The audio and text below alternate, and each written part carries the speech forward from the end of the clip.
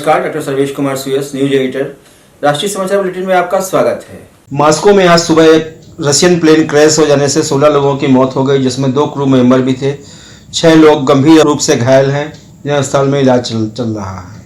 70 metre की ऊंचाई पर इसका इंजन फेल हो गया। यह घटना मेंजिलिनोव्स्क शहर के पास हुई। दिल्ली पुलिस के कांस्टेबल ने हरियाणा के सब इंस्पेक्टर की सर्विस रिवॉल्वर से गोली मारकर हत्या कर दी।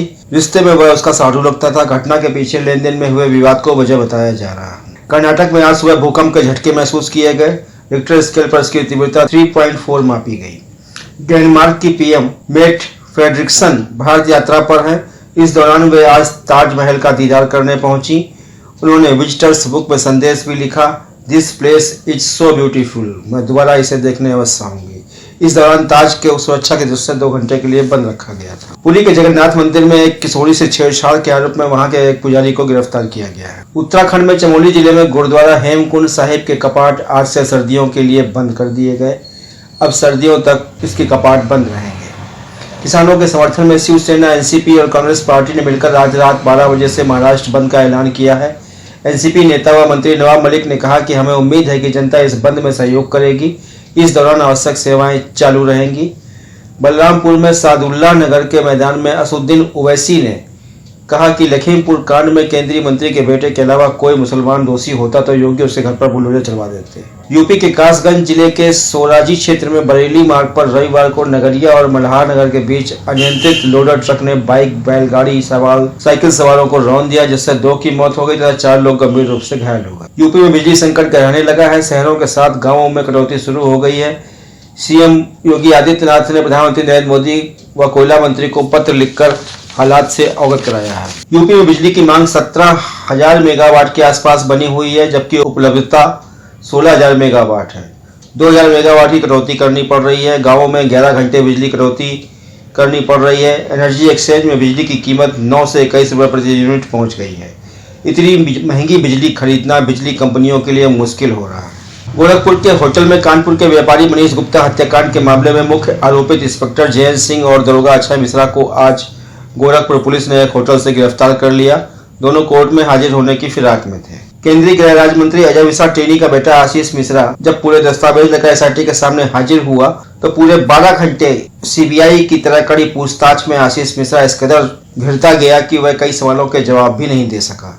एसआईटी के मुखिया सीबीआई में सेवाएं देने वाले उपेंद्र अग्रवाल उसके दबाव में नहीं आए। उसने अपने पिता की धमकी का रौब झाड़ा। इसके बाद मंत्री पुत्र को मेडिकल कराने के बाद हिरासत में लेकर जेल भेज दिया गया।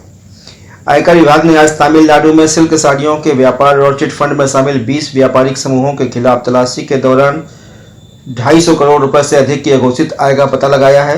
पिछले कुछ वर्षों में 400 करोड़ रुपए से अधिक के सभी निवेश और भुगतान पूरी तरह से नकद में किए गए थे। आयकर विभाग ने 1.35 करोड़ रुपए की नकदी और 7.5 केजी सोने के आभूषण जब्त किए हैं और 150 करोड़ रुपए से अधिक की अघोषित आय का पता लगाया है। प्रधानमंत्री नरेंद्र मोदी के गढ़ काशी में पहुंचकर प्रियंका गांधी ने आज किसान न्याय रैली के दौरान कहा कि दिल की बात कहने आई हूं। पिछले दिनों जो कुछ देखा है उसे आपके सामने बयां करने आई हूं। उन्होंने दुर्गा मंत्रों के साथ भाषण की शुरुआत करते हुए लखीमपुर घटना, कृषि कानून, महंगाई समेत कई अन्य मुद्दों पर सरकार के खिलाफ करीब आधे घंटे के भाषण में हुंकार भरी। मोदी योगी की सरकार पर कई आरोप भी लगाए। पूर्वांचल की जमीन पर सियासी तपिश नापने वाराणसी पहुंची प्रियंका ने कहा कि देश भाजपा की जागीर नहीं है, इसे आप सबने मिलकर बनाया है। लखीमपुर खीरी में भाजपा के गृह मंत्री के बेटे ने 6 लोगों को अपनी गाड़ी से कुचल दिया और योगी सरकार उससे अतिथि की तरह व्यवहार करके उसको पूछताछ के लिए न्योता भेज रही है। प्रधानमंत्री लखनऊ आए लेकिन 2 घंटे की दूरी पर लखीमपुर खीरी नहीं गए।